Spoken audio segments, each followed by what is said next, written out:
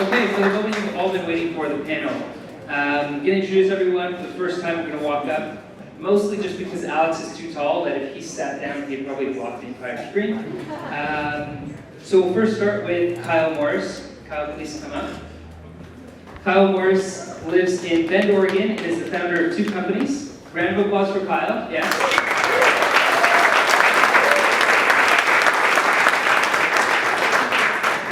Founder of 2 companies, Sift Data and Kicksoft. His past experience includes serving as a U.S. Army Ranger on 4 combat deployments, scaling an SDR team at Giga from 7 to 75, and we'll talk about which one he preferred, in 2 years, and eventually running business operations before they were acquired by SAP.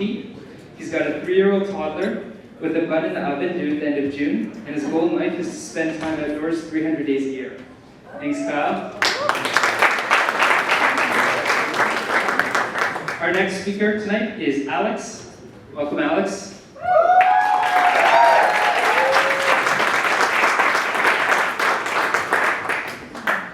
Alex began his football career at 9 years old. He quickly realized his dream of becoming a professional athlete, and throughout his adolescence, began working to turn his aspirations into actionable goals.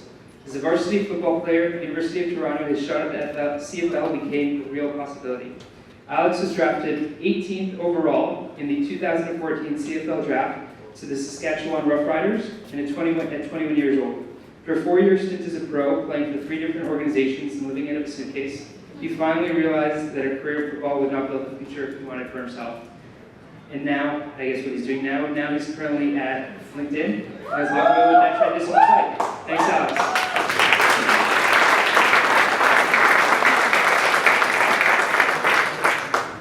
Our next panelist is Jeff Batchelor. Please welcome Jeff.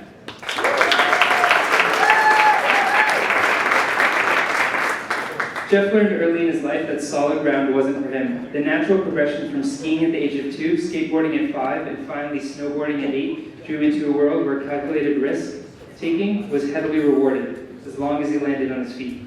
World Championship silver medalist, a decorated World Cup athlete, and Canada's golden boy heading into 2010 Winter Olympics, it all seemed too perfect to be competing in his home country and achieving a lifelong dream. After a disappointing finish at the Olympics and making the difficult choice to retire from professional sport at the age of 21, it's been a world of transition, perseverance, and rebirth as Jeff takes his new passion for high performance and puts it back into his ecosystem. One other thing that I'd like to personally add, is Jeff invented his own snowboard trick, the Bachelor Roll, which he'll be performing later this evening outside.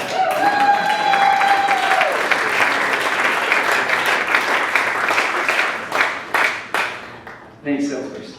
And last but not least, we've got Catherine. Please welcome Catherine up.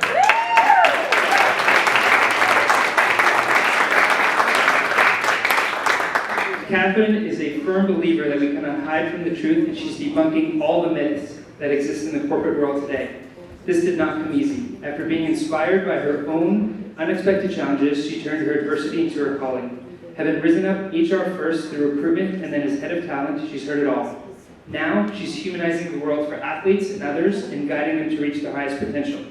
A year into founding Hire Athletes, an online academy that provides athletes with the tools they need to transition from sports to what's next, Catherine has teamed up with Olympians, professional athletes, varsity players, coaches, parents, and leagues around the world to guide people in sports to reach their highest potential.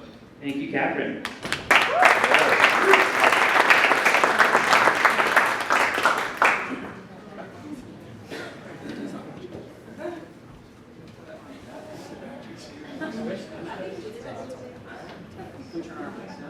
Yes, turn on your mic. We can begin. Cool, so thanks for all joining tonight. Really appreciate you guys making it out. Everyone's so willing to speak on the panel. Before we dive into the nitty-gritty, I want to start off by letting you guys give a proper introduction. You can only say so much in the span of a paragraph, and clearly all your careers have done amazing things already to this point. I'd love to hear a bit more about the backstory. So I'll start with Kyle at the end over there. Tell us a bit about kind of going through the military, transitioning to join Giga, and just give us like the 30-second pitch you would introduce yourself with. Yeah, so I was 17 years old on September 11th, and that was a pretty impactful time for an American. So I ended up joining the military and wanting to go into the Rangers. It's a special operations unit there. Like Kenny said, I had 4 deployments overseas, 3 to Iraq, 1 to Afghanistan. Afterwards, I got out, I had all my college paid for, so I studied entrepreneurship at the University of Oregon and wanted to work for a venture-backed startup in Silicon Valley.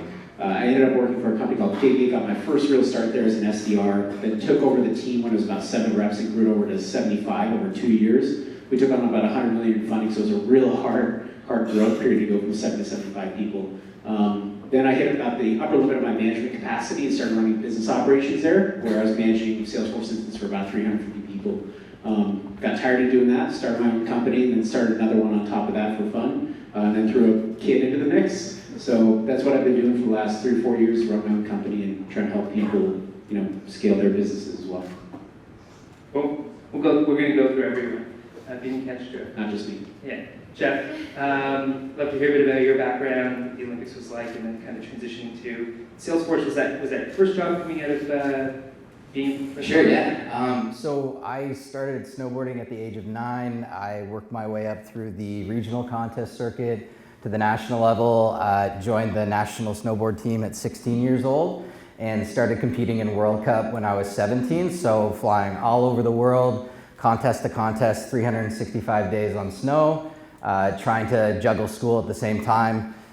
In 2006, I was admitted to Queen's University, had to make the tough choice about a year and a half into undergrad to kind of put school away for a while and put all guns blazing towards the Olympics. Very decorated World Cup medalist. Leading into the Olympics, Canada's golden boy kind of got to my head. I wasn't a firm believer in the psychology of sport at the time, which I really regret now, but that's okay. We make mistakes.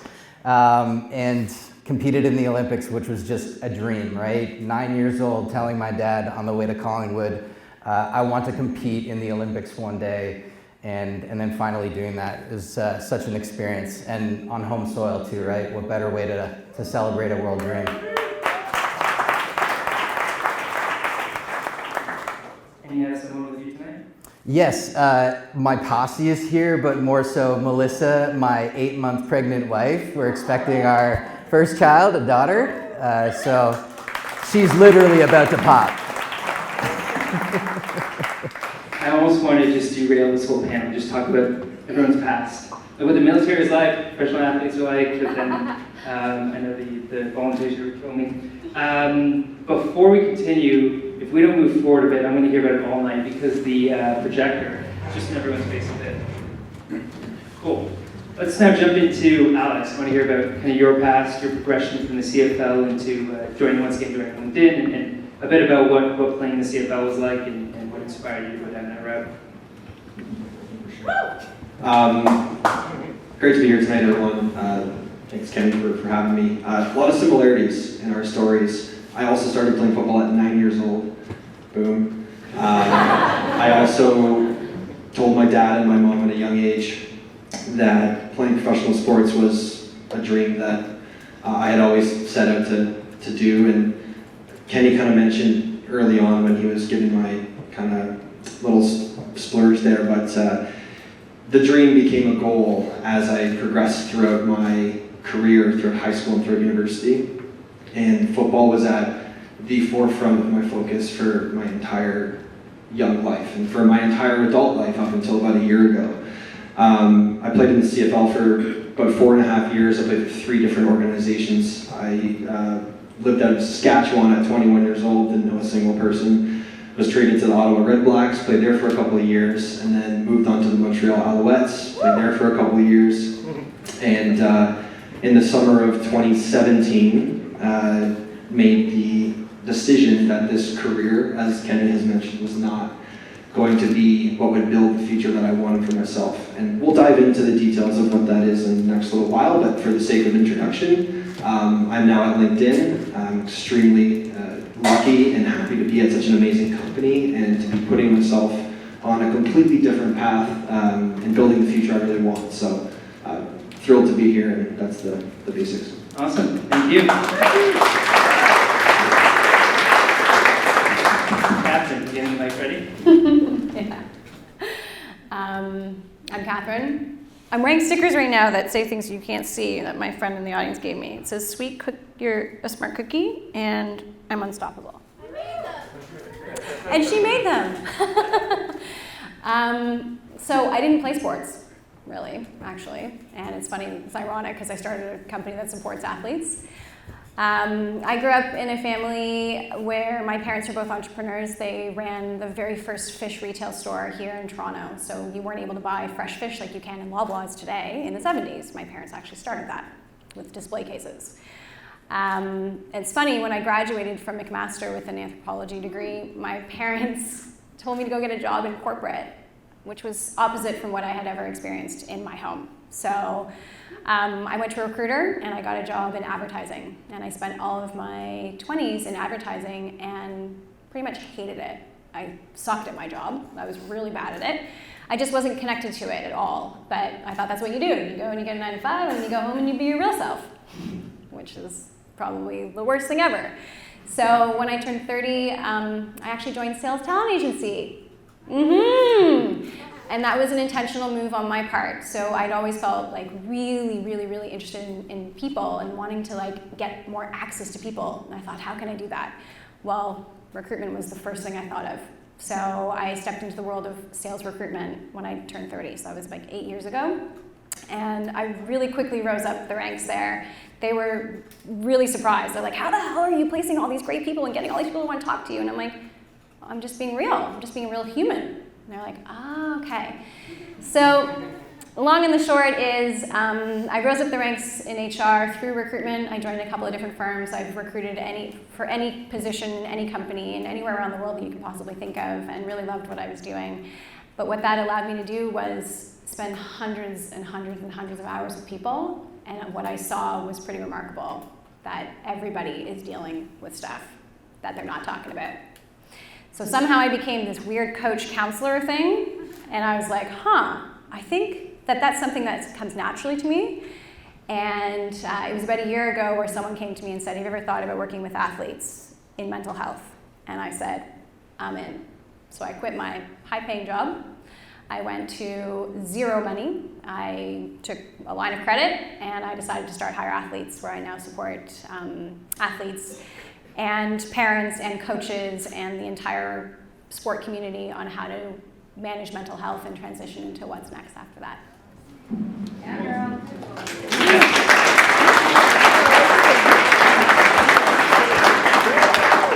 And thank you for everyone for coming tonight. It's amazing. We'll start with Catherine. Just want to dive directly into what you just discussed, which was that transition period. And you have these conversations consistently day in and day out, and you see people go through that transition. Is there something that people are drawn to when it comes to identifying what they want in their next career, particularly as it relates to sales? Because that's what we're here to discuss. What do you find that draw people to sales? And are there any indicators, are there any characteristics that you find tend to indicate success in that role? Of course, it's not always evident at the outset, but I would love to hear your take on this as you're having these conversations consistently. Yeah, so this is, okay, I'm going to nerd out with science all the time, so if I lose you, don't worry, most people I lose. So the thing is that most of us don't realize that when we get into sales and we're really good at it, it's probably because it's connected to some sort of problem that we have had and that we want to stamp out of existence, or something that we dealt with in our childhood. So a lot of the reasons why we feel so connected to a job is because it's actually part of some sort of trauma or something we experienced as a kid that we had to overcome adversity. And then when you become an adult and you don't really know half the time why you're drawn to sell a certain product or why you're good at something. I didn't know that I was a coach at the time, but my parents, once I started to step into this role, they said to me, it's really funny because when you were a little girl, you were so curious about people and asking all these really strange questions and really making us nervous at the grocery store. So for me, when I became a recruiter, I just started listening to people, and I realized, actually this is a great example, I now work out of a co-working space, the Soho Innovation Lab. So we've moved Hire Athletes into a bigger space. I was operating out of coffee shops for about a year. And the one guy there, he started a pure filter company, and he ships filters to people so that they can manage the, I guess like the, what do you call it in your house? You have like a system that manages like your air conditioning. Thank you. Super technology over here. So I said to him, why'd you start your company? And he's like, well, because people need this stuff. And I said, what else? And he said, no, I don't know what you're talking about. And I said, did you have allergies when you were a kid? He's like, ugh, I had the worst allergies. I said, tell me more about that. So he didn't realize that really he was acting on his calling, and it was from stuff that he had dealt with when he was a kid. And that made him want to start this product and sell this product, and he's really good at selling it because he's so believable, and he can connect it to his story, but he hadn't really leveraged that yet. So I find that in sales, one of the first things I always say to people is, what do you do when no one's looking, no one's paying you, and it's like a Saturday? And whatever that is, you want to hire that person to sell. Because whatever that might be, that is definitely something that they're passionate about and comes to them naturally, and they can talk about for days if they're not getting paid for it. Yeah. I want to test that theory to a degree, because we have 3 sales professionals on the panel right now. And I'd love to explore this a bit further. So, Kyle, you joined Gigya after graduating from college. Yeah. What was that transition like, and what drew you to Gigya, specifically in an SDR capacity versus joining in any other function within the company? Yeah, so I lied to everybody. It wasn't my first job out of college. I was trying to move to the Bay Area because my then girlfriend lived there. So I took a job with a company called Cintas as a management trainee. Anyone heard of Cintas? Yeah. They have that Canada? So I was really sorting dirty laundry, and it wasn't good. So I've never really started dirty. I was about 2 weeks in, I started looking for a new job. They gave me the opportunity to travel after college, they paid for my relocation, they did all these things to cut all these corners as a Fortune 500 company that you don't do. You don't ever do those things, and they did it for me. I don't know why. So I moved down, 2 weeks in, I realized this is not the job I want, so I go on LinkedIn and find a job. This guy I met traveling goes, you should be in business development, that feels like a good job for you. I go, I don't know what that is, but I found a job in business development at a tech company that had 50 employees. I go, that's exactly my job. So I applied, they gave me an offer on my 30th day. I was actually at a happy hour for my being hired at this company, and then the next day I went in and quit. I said, I'm leaving in 2 weeks for this new job. So that's how I got into sales. But the transition out of the military into sales, I think a lot of people have this impression that transferring from the military to the private sector, public sector is hard, which it can be, but for so many people in the military, you don't have a college degree, so I had to go to college. That was for me a very hard transition. I was coming from a 100% male environment that was, everybody was alpha, everybody was fantastic at everything, and I go to a college where everybody's different than me. And that was a very difficult transition. So the first day of my Math 101 class at 8 in the morning, because I signed up for early classes because I like to wake up in the morning, I see kids strolling 20 minutes late, and that gave me the ass. I couldn't handle it. So it took a couple girlfriends and a little bit of life to get over that and get over myself. I realized that everybody's different, they can do their own thing. So college was really the transition period for me, and it is for a lot of veterans that transition out, is not so much getting into a job, it's actually going through school, because so many people do go through school. But that was my transition story. Is there anything, great story, is there anything from, you were recommended that business development might be the path for you? Yeah. What do you think was it about that recommendation, that person that knew you or met you or had that inclination that recommended that? Yeah, I met a guy when I was backpacking who had more experience than me. He wasn't older than me, but he's much more well-traveled, worked for venture capitalists. And he and I just met in Iceland of all places, and he's an American from New York, and he goes, it feels like your background, like we just connected traveling. He goes, I feel like you could be in business development. And that seemed like a cool job where I just work on deals, but in reality, my job is an entry-level sales development rep. They just sexied it up by calling it business development. So, oh, that sounds like a great job. And when I was transitioning out of Cintas, they're like, you're going into what job? I was like, business development. They're like, that's sales. I go, no, I'm working deals, I'm partnering with people. But in my head, I was like, this is 100% a sales job. But I didn't want to lose face on that. So it was a person who had more experience and shine a light that was even a possibility, because I didn't realize that was a job that I could get into. I thought Cintas was the jam. I was just going to do that forever. So I'm glad I got out of that. Nice. We'll move this conversation over here. Jeff, curious to hear about what that transition was like for you. And did you go immediately from being a professional athlete directly into Salesforce, and how was that?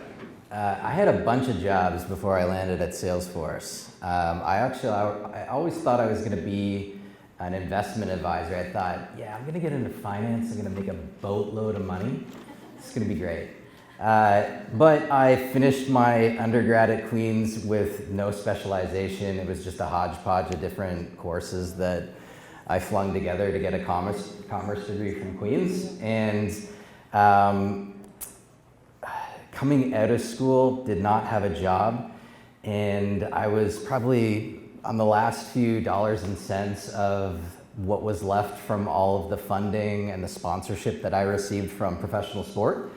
And I was probably cross-eyed at a bar one night in Toronto and bumped into somebody who said, hey, I need a sales guy. And literally the Monday after we met, I was working for SkilledWorkers.com, which is like Workopolis for selling job advertising space. So there I am, jump into a sales job. I've got a VoIP telephone, and I'm calling mom and pop oil and gas pumping companies out in Alberta, hoping to sell them on technology to fill skilled worker jobs. For probably a very shady company now that I think of it. So I made some money, but didn't see the light with SkilledWorkers.com. So back to my whole finance, ploy. I'm going to get into investment advising, and I'm going to make a boatload of money. So Let me pause right there. yeah. Clearly, the outcome that you were looking for didn't happen with that job. No. Was it difficult transitioning from being the wonderful golden boy, right? Coming from the sport you're amazing at, people always looking at you, to now going to something that you weren't successful at to start? Yeah, it was really tough. Going from like a high performance sport where you're literally feeling adrenaline every second of the day to having to sit through class at Queen's University and wondering when you're going to be the star again is kind of a really tough transition. So the transition out of sport and then finally into the job world was tough. You just find ways to cope, and then eventually you find a job that is going to suit your needs as a high performer, and that ended up being sales, right? There is no cap to what I can achieve, and I like that. It's no different. Somebody asked me today, like, do you ever get to go out west and snowboard and feel the mountains again? I'm like, no, but I'm in sales, and I feel adrenaline every day when I'm selling and when I'm in front of customers. So it's kind of a nice trade-off. Cool. Alex, would love to hear similarly with you, right? Transitioning, did you go from this, because you were playing sports while you were in university, went to the CFL, and then you transitioned, versus going to college or university and then into the workforce. So you actually had that immediate transition from pro sports into the workforce. Yeah. Commerce degree, entrepreneurship, Bachelor of Arts, psychology and philosophy 101 at the University of Toronto. Very targeted to becoming a sales rep. So thankful for all of the papers I wrote on Aristotle throughout my degree. They're paying dividends for me today. No, yeah, different path for sure. So playing football at a high level in university. Unlike hockey, you have to be in university to play the highest level of football. It's the same in the States, it's the same in Canada. So football in many ways put me through university. As I said before, the sport was at the forefront of my focus, and getting good grades was what I needed to do to continue to play. So I was a varsity athlete, balancing probably a busier schedule than I have now, being in school, training every day, 30 plus hours a week of commitment to this team. And then before I finished my degree, though, I was drafted to the CFL, so I was about 21 years old. I still had maybe a full year of course load left. So similar to what Jeff said here, every season it's like I'm living in either Saskatchewan or Ottawa or Montreal. I'm traveling the country. I'm a pro athlete. I have kids asking for my signature at hospitals, and then the season finishes. I go into Christmas with my family, and then January 5th hits, and I'm back in Philosophy 101, learning about Aristotle. So that was difficult in itself, that 6-month season, 6-month off season, flip-flop. And then keep in mind, we're only on the payroll during the season, so keeping any sort of income when you're not in season is difficult when you have to do school throughout that process. So getting my degree, it's funny, I hadn't had my degree in my hand when I got my job at LinkedIn. I hadn't had a university degree yet. I had got all my marks, and I made it clear that I had done that, but I didn't get my degree until 6 months after working at LinkedIn because I finished my last course while I was applying, because it took so long for me to finish my degree because of all that back and forth. Sticking to your question and not rambling too much, playing in the CFL, obviously, for the 4.5 years I was in it was an absolutely unforgettable experience, and I'd love to dive into some of what that career has gifted me into how I succeed in sales today, but that's for later. For now, the transition from the CFL into the workforce was a little different than what I'm hearing so far here. It sounds like perhaps traditionally you meet someone who recommends something to you, or you have a mentor that guides you along a path. I was, in 2 weeks after my birthday in 2017, had a torn knee, was sitting on my apartment couch in Montreal by myself thinking, I think I'm done with this, And the next 6 months after that realization, I was faced with such an overwhelming task.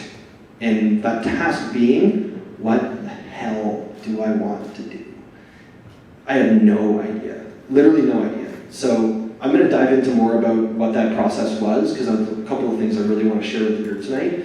But that at a high level was kind of how my transition kind of came about, and then ultimately got the job at LinkedIn January 2018, so just over a year ago.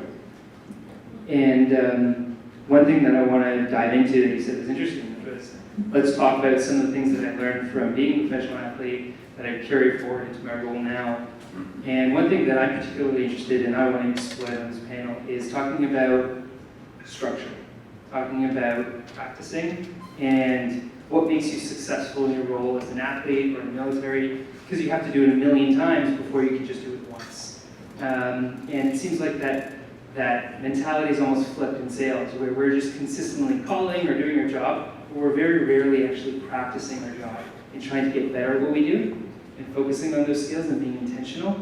So I want to talk about what that transition is like, but specifically what tactics, what things have you brought from whether it be the military or professional sports, where you're 95% of the time practicing versus now you're 95% of the time performing. So Kyle, one thing was waking up early. People in tech companies and waking up early don't mesh really well. So, I mean, that's one thing that we can probably talk about. You probably have a list of a bunch of other things that you've seen. Yeah, I'm going to go sideways on this and tell you that I'm super lazy. Most people think that I'm like hyper-disciplined because I wake up early and I like to exercise and I do all the things that you need to do, but I'm actually an extremely lazy person. I'm looking for the easiest way to get the task done and move on to the next thing. I'm a human, I suppose, but I'm also like, so there's this concept that someone just brought up to me a few weeks ago about leadership in the military. You have people that are hard workers, or you have people that are lazy, you have people that are clever, or you have people that are dumb. That's kind of the two axes that you can work off of. I happen to fall into I'm kind of clever, and I'm super lazy. That means I'm going to find a really interesting way to get this done with the least amount of effort possible. So in sales, I found ways to hit my quota, which were, and this is going to tie back exactly to what you said, which were I found shortcuts to set meetings because I was an SDR. So I just tracked when people change jobs. They were former customers, they bought our product, see when they moved. I didn't tell anybody, I just set a bunch of meetings. Those turned into deals, so I was an outstanding SDR. And I managed the team, and then I tricked the team into doing the same thing. And I started a business to help companies do that. So like what you just said about some like terrible moment in my life was being an SDR, trying to set meetings, not being able to do it, and looking for a shortcut to make that happen. So I'm going to go sideways from what you said, Kenny, and say that being lazy has been one of the best things that's ever happened to me. Ask my parents, they'll play the opposite, but it's one way to get things done. You have people that are super hardworking, typically professional athletes and people in the military who are like, they'll find a way to get it done, they'll work super hard. That isn't the way you always want to go. You sometimes want to find the shortcut that other people may not see because that'll give you an advantage. So working smarter, not harder, you hear it a million times. What do you actually do to do that? How many people know all the Gmail shortcuts? How many people could send an email, respond to email, and delete them in Gmail without taking their hands off the keyboard? Probably not many. But through discipline, I learned how to do those things because it saved 10 minutes a day. Those 10 minutes a day, I put 2 more leads in the system that I put in sequences. Those 2 turned into a meeting every week. That meeting turned into an extra deal every month. Like those little shortcuts that I did on top of all the others help you stand out.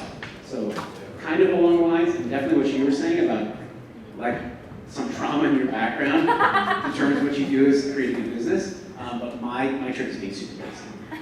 All right, managers. I recommend everybody. What should we be teaching our reps? Be lazy.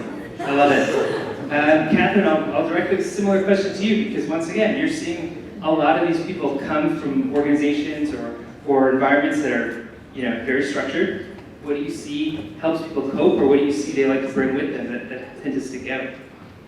So when I started Hire Athletes last July, the first thing I did was I just sat down with athletes for hours. Like I must have been spending 6 or 7 hours a day just listening to them. And I would sit there and I would listen to like how disciplined you guys were in a military team, and I was like, I'm effed. Like, how the hell am I even starting a company? I am not disciplined. I do like 3 things a day and then I go home. Seriously. So, but there's something to that is really great because I do 3 things really well. And I don't just clutter my day with a bunch of other stuff. A lot of our days actually spent dealing with drama. That's what most of us spend our time doing. Spending an hour crafting an email to get someone, to prove someone right, or sorry, to prove someone wrong, or to cover something up. Like most of our 7-hour day at the office, because I've worked there and I was in HR and I was watching and I was doing it too, is drama. So for me, when I was meeting athletes and I was listening to how disciplined and military, I haven't met as many, but this is so great. I love your story about being lazy. I actually take the pressure off of athletes and I say, don't even worry about it. Just do 3 things a day, small things a day, and see how it goes.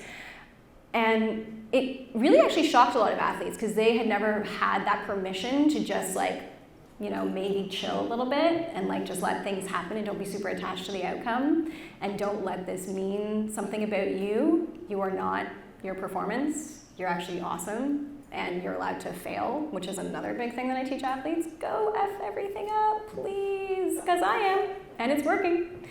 So I'd say discipline is something that I admire, and I think it's great, but I also suggest don't being super disciplined, and it's really helping in the athlete space right now. Mm-hmm. Cool. So Kyle, we came from a company that was much less structured, much smaller. Same thing. You're now in a very small company, right? You kind of dictate the rules and the process, and you can F up as many times as you like. But you don't necessarily have the same luxury at Fortune 100 company, whether it being LinkedIn or Salesforce, and possibly a lot of the processes are already set in place. So coming into an environment that is more rigid and is more structured, did that prohibit creativity from a background where you could, once again, have control or not have control or lack of control? What was that process like joining a company that may have already had all the barriers set in place? And did you find that it helped your success? This is from here. This is for both of you. For the panel. I'll start with a quick outlook on that. Branching from this idea that I had no idea what I wanted to do, once I started to sort through what it is that I wanted to do and which company it is that I wanted to work for, and then when I ultimately got that job at that company that I wanted to work for, I still had no idea what I was doing. None. I remember on my second day at LinkedIn, it was in the winter, it was January, and I walked in and I looked at a colleague of mine and I said, where do I put my boots? Is there like a mat somewhere? Like, is there a room for shoes that, I don't know where to put my boots because they're wet and they're cold.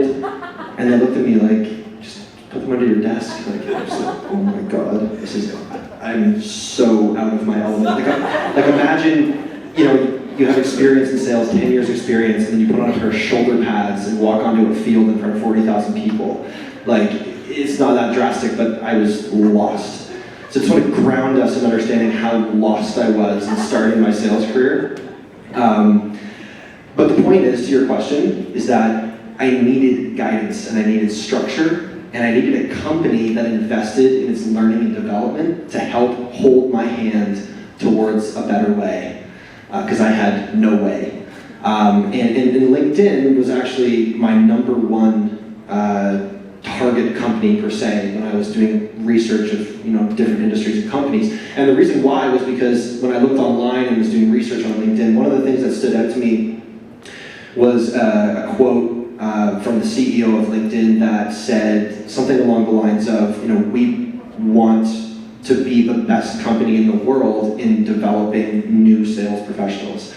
And then I did some digging and kind of got a sense of how LinkedIn invests so heavily in their learning and development that I was like, I need to be here because I can't get involved with this private startup and hope to get a huge sum of money when they IPO and be a director at age of 29. Like, I didn't know anything, so I needed the structure. So what I would recommend to athletes that are transitioning out of sales, it's okay that you don't know anything, because I'm a pretty decently bright guy, I knew nothing. Companies that have the backing of learning and development and training was fundamental to me being put on a path towards success. So that would be my experience and personal perspective. Can I ask a quick follow-up to that? Yeah. How could companies, because like most people are professional athletes, so like your advice is not going to not help them out. How could a company find someone like you? Because sales professionals are always looking for former athletes of some sort because they find that they're disciplined, they work hard, they can get things done. If you're successful in one thing, you'll be successful in another. How could companies outreach to folks like yourself when you're sitting there with your busted knee to give you that guidance? Because it feels like no one's actually doing that. There've got to be all these athletes that are turning out of college and professional sports every single day, but no one's actually going after them. If you want to start a business, let me know, but it feels like there's a lot of potential there. Yeah. I'm not sure I have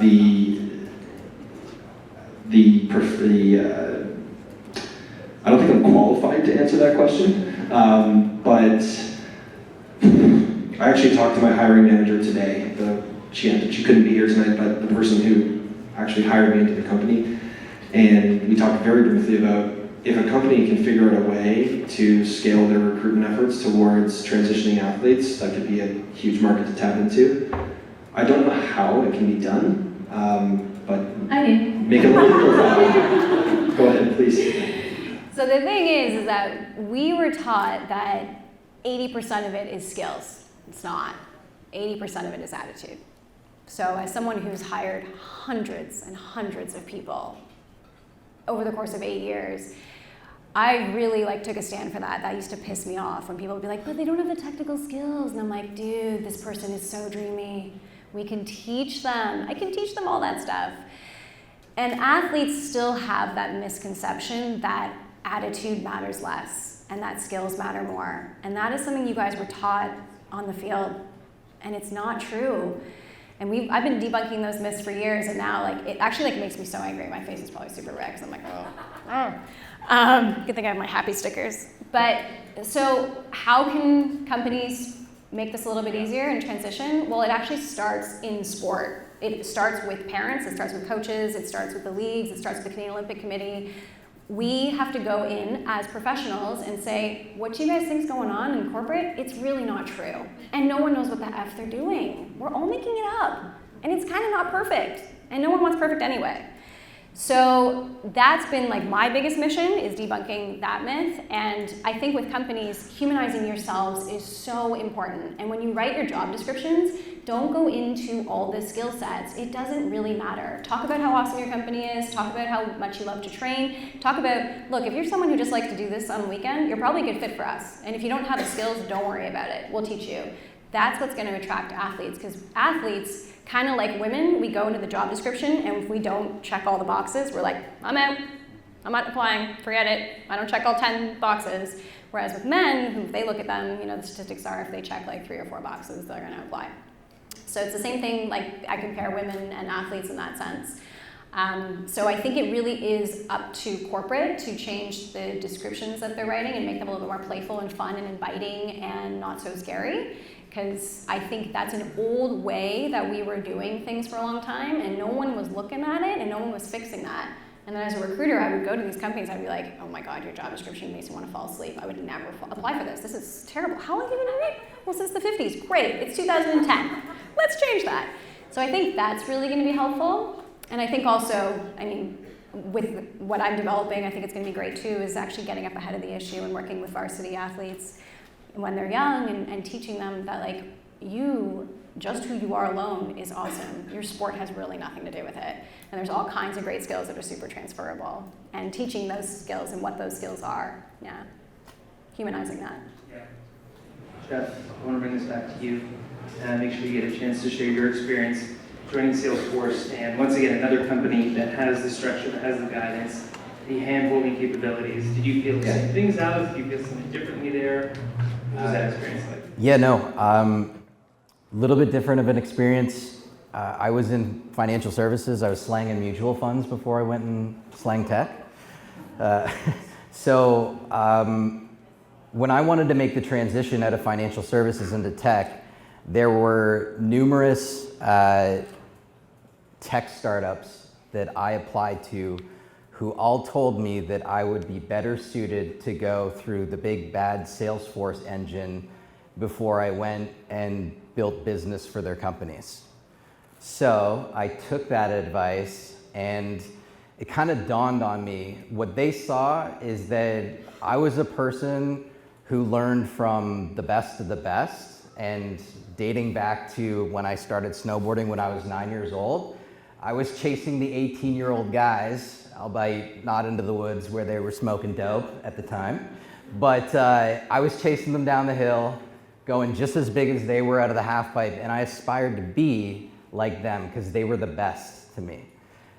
When I got to the gates of Salesforce, I looked at this company like a chance for me to be among the best, and a chance for me to use the resources available and be a part of the team to really help our customers, right? By the time I got to Salesforce, I knew that my passion was for sales. So while, yes, I would say attitude is a big part of it, what a lot of athletes have first and foremost is the passion, like for someone like Alex to say, hey, I'm gonna go to the CFL, or to represent your company in arms. You really have to feel towards that. You have to have passion. And finally, I found a company where I could express that passion and be amongst the best. All different stories. I love hearing about it. It's like consistently with sales, every time we're on a panel, whether it's VPs of sales, whether it's you're an individual contributor, just joining in sales, you're CEO, oftentimes there's no consistent path that people are going to enter sales. In that vein, Kyle, because I know a bit about your past, let's talk about it. You've taken an unconventional path by also learning to code and doing things, possibly because it's scalable and you're lazy. But as a salesperson specifically, I think that's something that many people don't value. Yeah. Because it's so far removed from your day-to-day. Yeah. But it's clearly helped you in your job at Giga. So can you talk a bit about that experience, and is it something you typically recommend to salespeople? Why or why not? Outside of like just the hacking, but specifically coding. Yeah, I want to give a shout out to Liam. You guys should talk to him about that learning to code thing. He usually died. I was an SDR who did the business operations, didn't know what an object was. I kind of learned it through Salesforce because I got thrown into business operations and I was just like the guy who had to figure it out. And I came home one day, and what got me to learn to code was I got really, really tired of doing these massive data loads in Salesforce that were super inefficient. So I was like, if you just learn Python, you could probably do this in about 5-10 minutes. So what I was trying to do is a VLOOKUP of a 50 megabyte Excel file against a VLOOKUP of a 50 megabyte Excel file. You'll never get it done under any circumstances. Who knows what that means? There you go. Okay, kudos. You want to take one list, compare it to another list, and a 50 megabyte file is gigantic. So your computer can't do it. Python did it in about 5 seconds. It's like that. And that, in my mind, was me being super lazy, trying to find a way to take a process that would take me hours of just letting my computer sit and run. Like I could type something in an editor and it just works. So I came home one day, started doing Code Academy stuff, just kind of learning the concepts, and it really applied to my job. And what got me hooked on programming was there was this app in the States called Muntree, where you could get a meal delivered to your house for like $15. You just throw it in the oven, and it's a killer meal. They went out of business. But they had these deals, occasionally meals would sell, so they'd sell for like $3 or $4. So I built an app that would go to their website every 5 minutes and look for a deal and send me a text message when that happened. And that clicked, I was like, wow, this is adding a bunch of value. And I wrote a script that took me an hour, and I got value forever. So I got meals for $3 instead of 15 delivered to my door. I was like, this is pretty sweet. And then I just kept finding use case after use case after use case. And what that ultimately led me to do is I was able to start my own company and write all the code for it. I didn't have to find a co-founder. But it allows me to have more technical conversations with customers. They'll have questions about, like, I'm meeting with an IT team of people that are trying to buy our product. I can have a one-to-one conversation with the developer because I understand what they're going to ask. I know what problems that they're facing. So that's been a huge asset for me. You know, I don't code, I probably code like 1-2 days a week, but I have the capacity to have a conversation with people who speak 5 days a week, and that just opens up the trust that they're able to have with me. I don't have to say, well, let me look into sales operations first. They can speak to it, and I don't have to play dumb. I can actually answer with authority what they're asking for. So that's been something I absolutely recommend, even if you don't go into tons of depth and become the programmer day to day, talk to Lee and sign up for his course because it's going to like completely improve what you do. It's good. Do it. Thank you, Kyle. They've never met before. Don't even.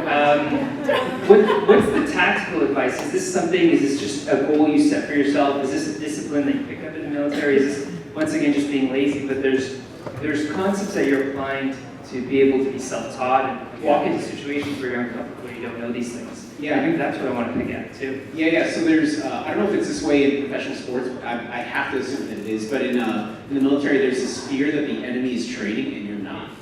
There's this fear on you that they're getting ahead of you, and that's going to impact you, and your buddy's going to die, or you might die. Something bad could happen.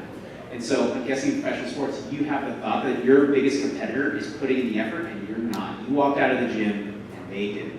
That's going to put you behind. In my work, I felt like, I don't care about the competition being our company, but I was more fearful that I'm going to be bad at my job. I can't get this done fast enough. I'm not good enough at it. I need to learn these skills. So I am lazy, and I work better under fear, pressure, deadlines work better for me. Some people, like, I exercise every day because I don't want to get super fat. Like, that's why I do these things. Some people can just be self-motivated and get ahead of things. I'm a person that works better under deadlines. So you have to figure out what type of person you are, and if you are able to be very proactive, do those things. But if you need some sort of pressure, create this like monster in your head that's going to come get you if you don't take the steps that you need to get done. Whatever you got to do, then you go do it. Last question, I promise. Yeah. Did you hire based off that? Do you look for certain characteristics or traits? Because we talked about that. And how do you do it, right? Going from 7 to 75, were these things that you looked for or evaluated after the fact? Because you can't always evaluate them in an interview. Yeah. SDRs, it's not fair because SDRs I think are different than hiring a CTO or a VP of operations. Like they're fundamentally different roles. So I'll speak to how I hire SDRs. I always hired kids that were fresh out of school with no experience. Because I felt like, and there was definitely bias towards athletes for sure. So there was a shortcut. There was a website that would allow you to post on every single college job board. I can't remember what it's called, but if you Google it, I'm sure it's out there. It's like $20. You can post on every single university's job board. So we posted on Harvard, Yale, or like all the Ivy League, Stanford, all the big ones. And we had tons of applications because we were a sexy tech company that worked in social media and the company I was at. And I really look for 4 criteria, and I'm probably going to forget them. One is capacity to do the job. As an SDR, I could probably teach you in a couple weeks how to do this job. It's not crazy difficult. You just need to learn some basic skills. That's why athletes who can transition from a busted leg to doing this like in a year and be pretty good at it. That's like one thing I look for. One is their culture fit. Would I want to sit next to this person for 8 hours on an airplane? If the answer is okay, yes, totally fine. And track record of success. We tried to poach kids from good schools because our thought was if a person's been successful their whole life and you throw them into a random scenario, they're probably going to find a way to be successful. People don't just stop being successful after they do good at stuff. Athletes are another example of that. You compete at the highest level, you don't just stop being competitive and good. And I think that all the athletes I've been around, you see that over and over and over. So those were like the three things that I really look for: capacity, which is easy, culture fit, and track record of success. What else? In my entire sales career, every time we talk about hiring, it's always like, look for the traits or characteristics that an athlete would possess. Now that we've got athletes on the panel, I want to see if that holds true, if you guys feel the same way, if you yourselves would use that analogy, and if not, why? Is that something that companies should be looking for? Are there certain things they should stray away from? Would you recommend everyone that you've been on your team, or that you've been on your team or the Canadian Olympic team, do you think they would have success in sales? Why or why not? This was not... Sure. This is, from my perspective, a complicated concept, so bear with me. But I feel very passionate about this idea of transferable skills. It's a pretty hot buzzword that kind of runs around the hiring space. But my perspective on what it means to have transferable skills may be unique, and I'd love to share it with you. It's difficult. No, I got this. So, when you are exiting a very unique past, so this, I want to make this apply to other people that aren't just athletes or military vets. If you're coming from an untraditional background into sales and you feel like I don't have any experience in this space, therefore I am rendered useless to this company, think again. When I exited the CFL, I spent an enormous amount of time thinking critically about what skills have I drawn from my experience, right? So looking at these qualitative skills, as I like to call them, about what my experience as a pro athlete has gifted me. So what value do I actually possess today from my untraditional experience that I can then apply to a company and share with them how it can provide value?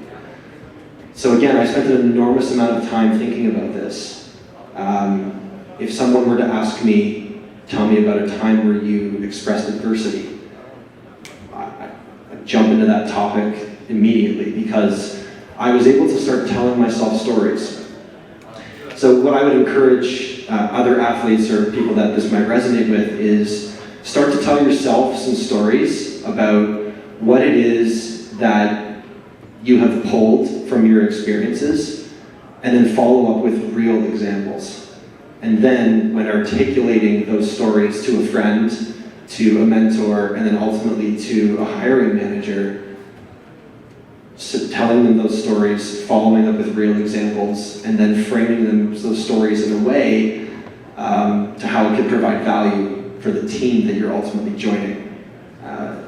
That concept, although difficult to grasp, was the sole reason that I obtained a job at LinkedIn with no prior experience, because I was able to articulate my transferable skills that were fundamentally important when becoming a entry-level sales rep. So I hope that resonated. I'm going to add to that, because I think what I've noticed with athletes and military as well is there's this sense of humility, and I think that's what makes someone a really good salesperson. I really do. And like when I met you, Alex, we met last summer at LinkedIn. It was random. Someone connected us, and we're sitting there, and Alex is just like telling me these stories. And I was like, he has no idea how good he is at sales. You had no idea how relatable you were, and that you just being you was enough. And I think that's the big thing with athletes is that they don't think that just who they are sometimes is enough, and they look for things externally. And I mean, selling is connecting. It's just connecting with other people. And how do you connect? Through story. And a lot of that is just vulnerability, which is something we're really talking a lot about right now. It is about just being who you are and being raw. And my dad, he's so uncomfortable when he sees what I do on LinkedIn and on my Instagram. He's like, you tell everybody everything. Why don't you leave a little bit to the mystery? I'm like, Dad, it's working. They love it. They want to hear that I'm failing. They want to hear that I had a lot of childhood trauma. He's like, I don't understand. And I'm like, but the company's growing so fast. So there's a real correlation between storytelling and just being and humanizing yourself and just telling the truth about you that makes sales. That is really sales, and I think that's where we're going today. And I think that's really what you're phenomenal at. When I met you, I knew it right away.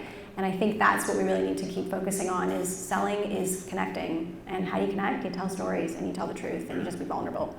And you bring your own personal story into it, which I love. Very true. Jeff, what do you hear your thoughts on this too? Every day is contest day for me. Every night is strategy and figuring out how I'm gonna win on contest day. So I'm like one of the most structured people you'll ever meet. Whenever an idea pops into my head, I need to pull open a Quip document. I need to figure out my plan for the next day. I need to time block it. I need to throw it in my calendar for the next day and then for the next 3 days. So strategy, creating strategy around engagement, cold prospects, going out there and driving new business. That is thrilling to me. And when I get to execute on that, there's like no better feeling when somebody writes me back and tells me to never email them again. At least I got a response, right? But yeah, like super structured, always thinking strategy. And to tie it back to when I was snowboarding, you spend a lot of time off the hill, analyzing video, doing mental preparation, kind of visualizing, and then when you go out and you actually practice all these things, like when you have to practice going 18 feet out of the half pipe, you do a front flip into a half twist and then pull it into a back flip and then land, not even being able to look behind you down the hill. A lot of preparation goes into that, and a lot of different tweaks will go into making a trick perfect. And I think every day that I execute and every contest day that I show up to, I get one more chance at making myself a flawless salesperson, because at the end of the day, it's really about flawless execution. Do you think that that's partially a function of being an individual athlete? Because like when you're on a team, or when I was in the military, like I didn't think about anything. I just showed up and I was told what I was supposed to do. Like when you're on a team, you can't think of the macro strategy of like, well, on this play, are we gonna run, or are we gonna throw a pass, or are we gonna like Hail Mary? Like that's not in your you don't have to think about it. But when you're an individual athlete, it's all on you. You gotta show up every day. You gotta come up with your plan. You gotta get this done. Like I think that's super helpful as a salesperson to have that discipline, having been an individual athlete, because there's different. A tennis player is different than a football player, right? Different in the way that you just want to speak.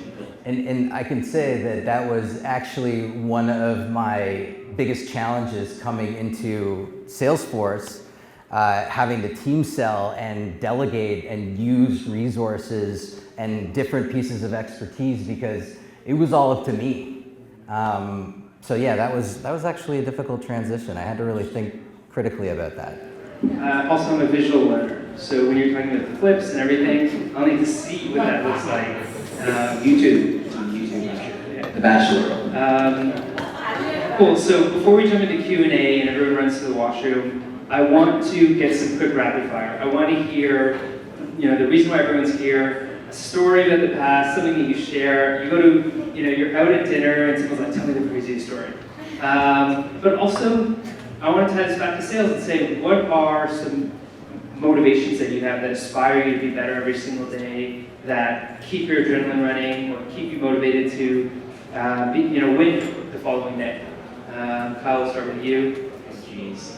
I mean, like, take your time, make it a good story. Well, I'll start with what drives me. So I grew up in a pretty economically depressed part of Oregon, with parents who like kind of couldn't pay their bills. So that to me is like always an option. I'm like not far away from not having food on the table. Like it's not gonna happen, but I've seen it happen. So that's something that drives me. It's like the fear of being hungry. I don't like to be hungry very often. Man, cool stories. I had a lot of them. I'm happy to tell a lot of war stories. I know people like to hear them sometimes. A lot of times I know folks are oftentimes concerned about asking veterans about their experience. There could be like some really hard times that have happened. I was fortunate, I came home with all my fingers and toes. I had a bunch of friends who were killed, but I never saw anything like that happen in front of me. None of my friends were killed in front of me, so I have like no major issues there. So I'm happy to talk about all the stories I've got, helicopter crashes, fun stuff all the time, anytime. So they're too long. Okay. We'll record an episode, Yeah, podcast, and it'll just be straight stories, like 10 stories back to back. They're super fun. Okay. I can't think of a story either, but We started in Higher Athletes. yeah. You're motivated to go there every single day, Totally. right? If you don't show up, no one's going to turn on the lights. Yep. What keeps you going? Yeah. What keeps me going? Well, growing up, thank God my parents aren't here. I love them, but they're the best. But I didn't have two parents who had a ton of self-confidence. So there wasn't a lot of self-confidence instilled in my brothers and I. And in fact, like when I said I was going to university, I was 18 and I came running home and had all the pamphlets ready and I was like, I'm gonna go to Queens or McMaster or Western. And my mom looked at me and she's like, what? Why would you go to school? Like, that's weird. And I was like, what is going on right now? So neither of my parents went to university, and so they had no experience, they couldn't relate to it. And it was at that moment that I decided I wasn't smart, and that I was very different from everybody else, and that my friends were all smarter than me, and that I was at a huge disadvantage. And that made me really mad. I was really mad, because I thought I was smart, and then suddenly I wasn't. And so your question is, what has me show up every day and keep the lights on with Higher Athletes? By the way, it used to be called Hire an Athlete. I changed that. Now it's more expansive, but yeah. Some of it's proving that I'm smart, truthfully. Like, I do know that I am smart now, and I really feel that, and my parents tell me that all the time. But part of that is that trauma that I experienced back then, and it just got really ingrained in me, and wanting to just prove, I can do this. I am so smart. And I really think that's definitely what drives me. And each and every one of you have an example just like this. You're probably running through your head of I'm not enough, or I'm not smart, or I'm not skinny, or I'm not whatever, or I'm a dude who is short, or whatever that is. All of us have something that we compare ourselves to in society, and we decide that we don't fit in. I think that's usually what drives us. Yours was, my parents, sometimes we didn't have enough food. And I don't want that to ever happen. And I'm kind of always I do always feel like I'm just about to not be smart enough. So there's always that little edge there, and that keeps me going every day. Yeah. Yeah, I always like to segue as best as I can. So one thing that you said there is the word compare.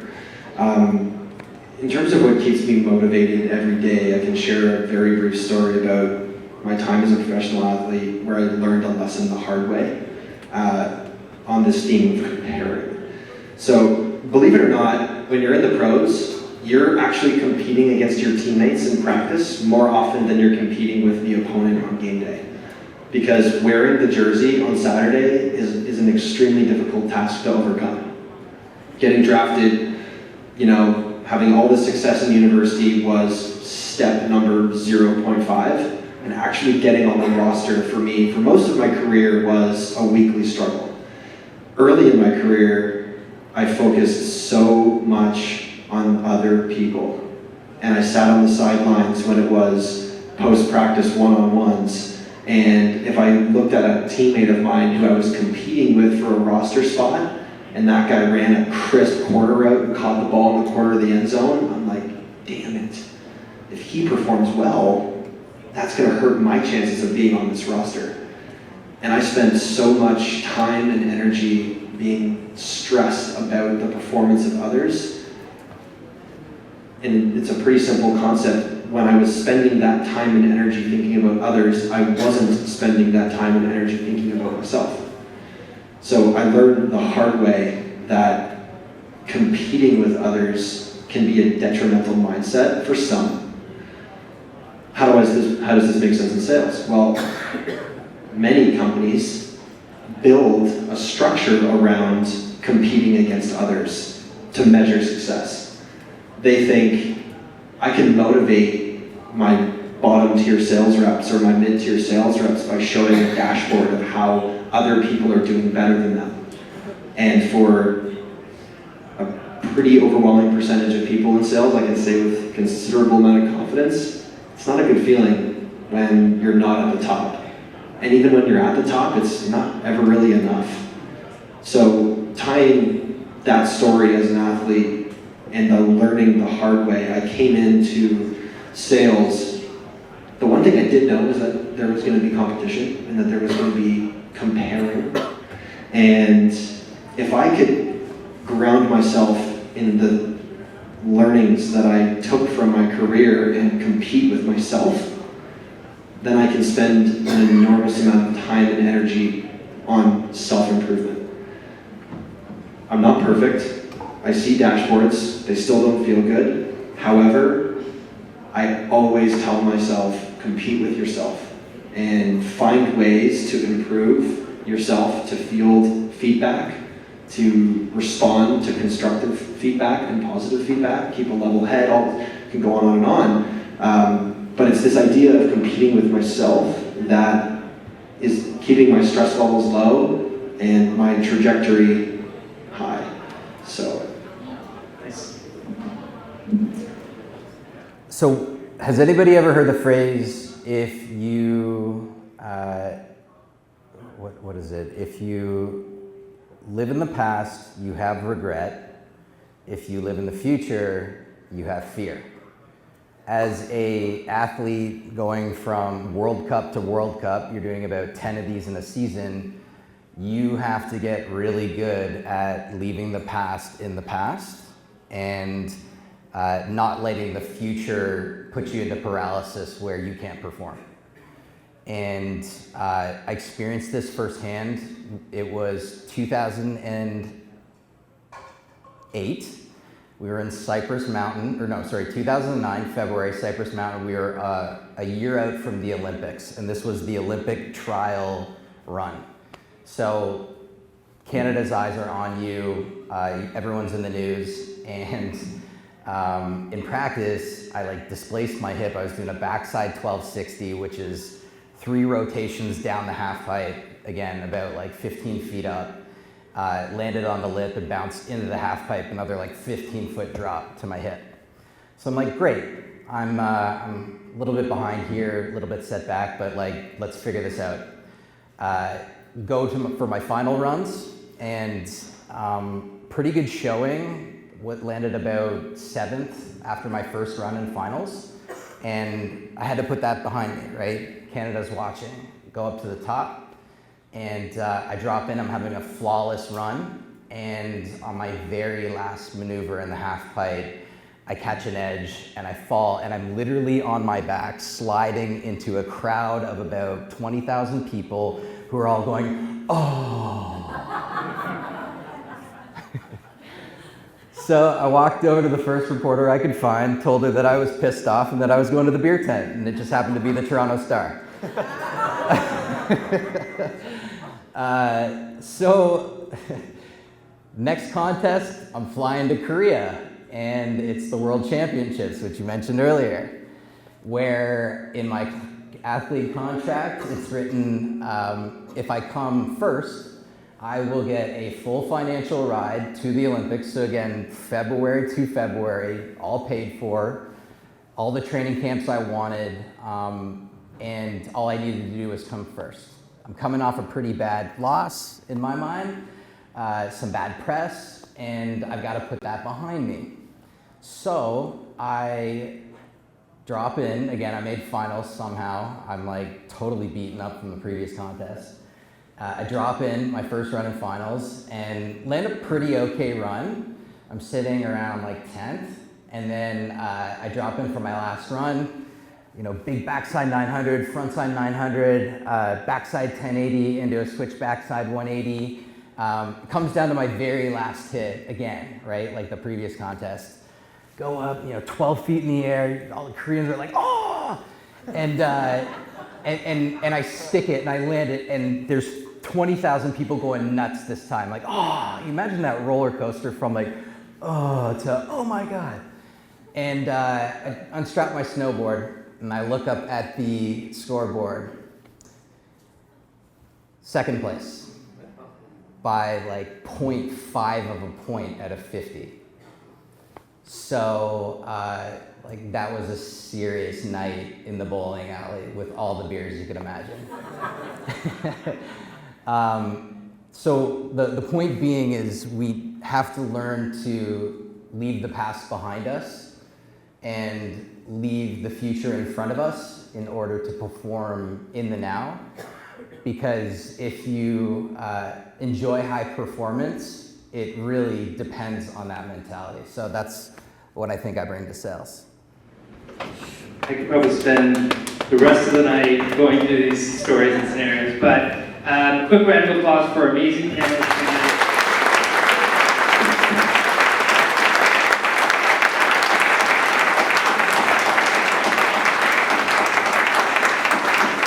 I want to open up the floor for just a couple questions from anyone in the audience. We've got Giorgio with the mic over there. Question in the back, I believe there's a hand, and then we'll cut into some questions.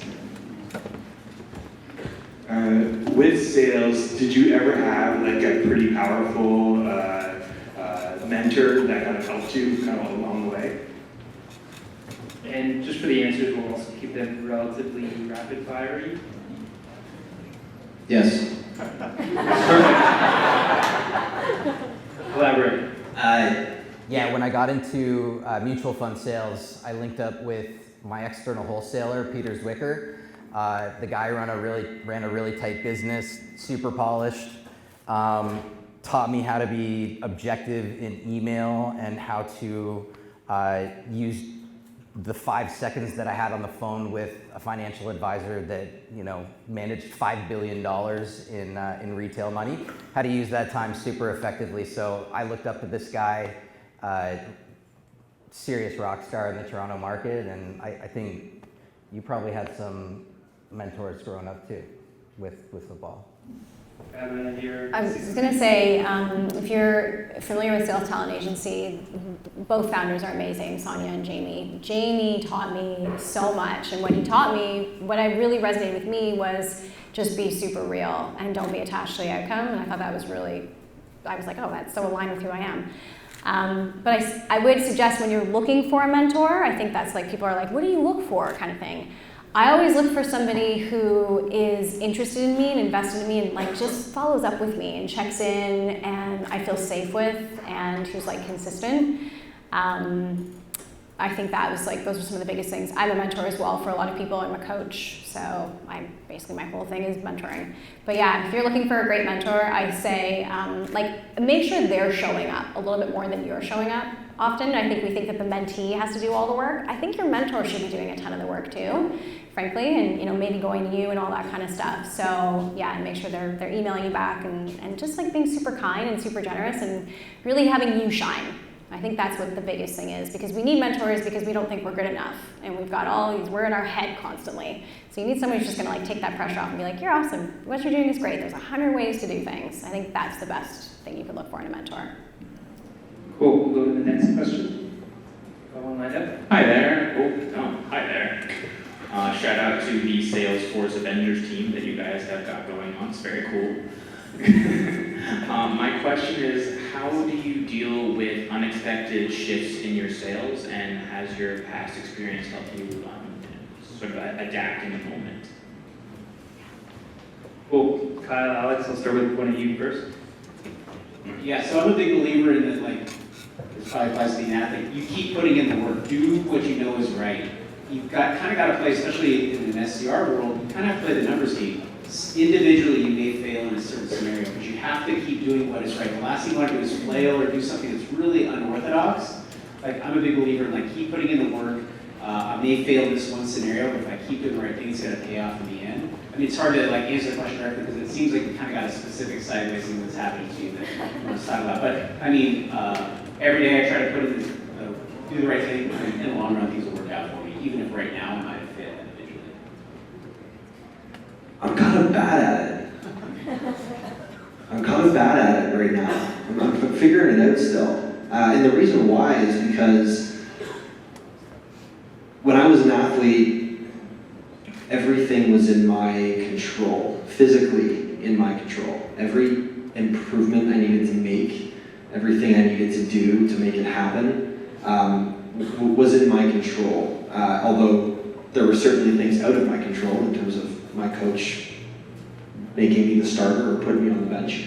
But it felt like there was a lot more that I had control over. And I've been in sales now for not even a year and a half.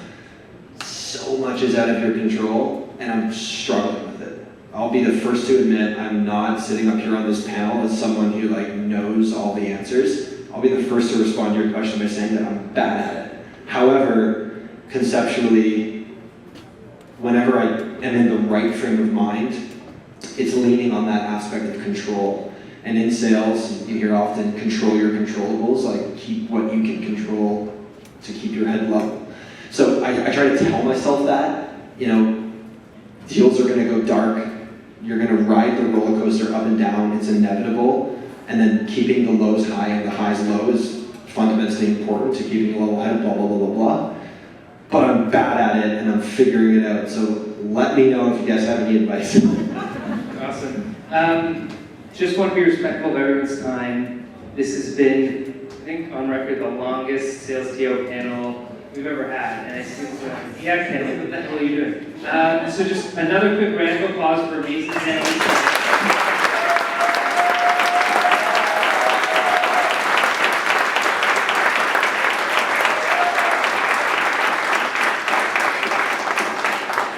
Just quickly before everyone jumps out, we're going to leave the past in the past. We're going to talk about the next event coming up in July 16th. It's going to be a great event. We've got the CEO of Outreach coming out from Seattle.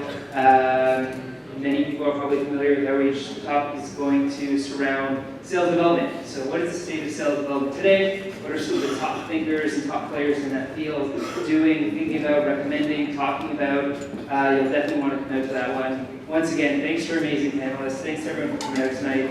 Have an amazing night.